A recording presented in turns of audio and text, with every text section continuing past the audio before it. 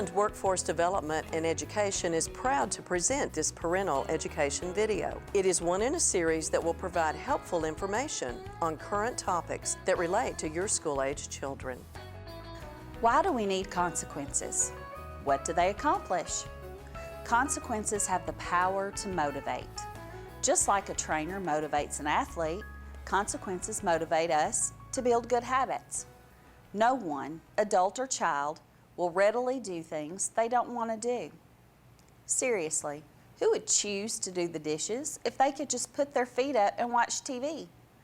Who would go to work if they could just take a vacation all the time and not worry about paying the bills? Consequences are a necessary and natural part of life.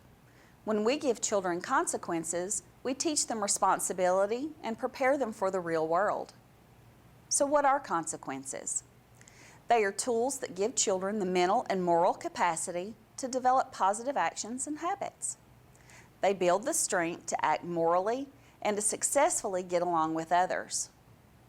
What is the role of a parent in administering consequences? Let's pretend that you are a personal trainer for your children. You are teaching them workout skills and supporting them in their workout routines. A personal trainer teaches skills, provides motivation to build the right habits, and ensures safety during training. A good personal trainer doesn't drive around the track while you are running. They run beside you. They are totally committed to our growth. There are two types of consequences, natural and logical. We're going to talk about natural. It happens naturally.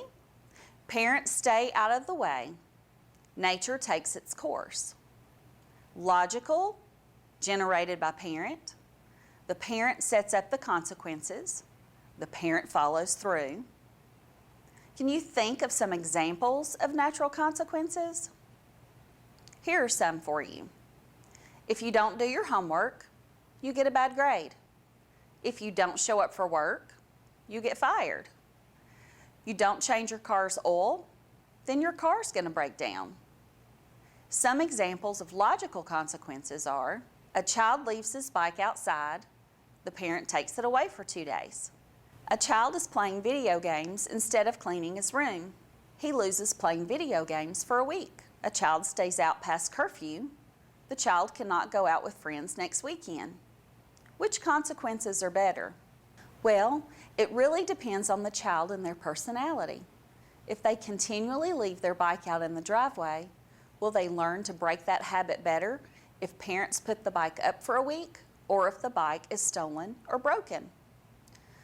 Let's practice using natural consequences. A 10-year-old forgets to take her lunch to school several times a week. By now, she is used to mom bringing it to her at school. What should you do in this situation? Do not deliver the lunch. You may want to send in extra money to the cafeteria just in case. If the child does not like the choices in the school cafeteria, she will most likely remember her lunch the next time. A dad gives his teenage daughter money to purchase some clothes. She spends the money at the ball game and concession stand, but she still wants to buy a pair of shoes at her favorite store. She pleads with her parents to pay for the shoes just this once, even though this has happened several times before. What should you do in this situation? Do not rescue your daughter from her mistakes. She made the choice to spend that money on the game and snacks. The natural consequence is that she cannot buy the shoes. Now let's practice using logical consequences. A 5-year-old loves to cut things, particularly her hair. She believes that she is the best hair cutter in the world. While you want to encourage her career choice, she needs to learn to only cut paper. Although she has been repeatedly directed to cut paper only, she continues to cut her own hair and sometimes other people's. What should you do in this situation? She must give the scissors over to you. She should not be allowed to use scissors unsupervised until she no longer cuts hair. You may also want to take a picture of her haircut for your scrapbook. The rule is that the children's bedrooms must be clean before their friends can come over.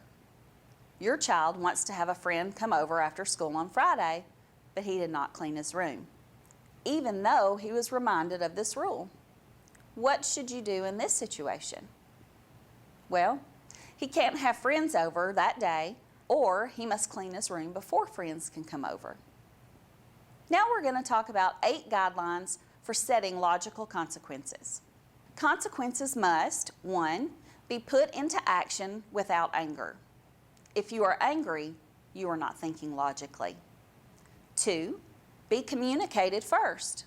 Tell them the consequence. This gives them the choice to control their behavior. 3, be perceived by the child as negative.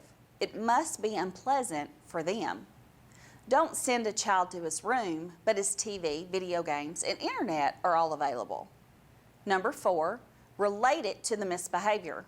Coloring on the wall equals no TV? That doesn't relate. Cleaning the wall relates to the misbehavior.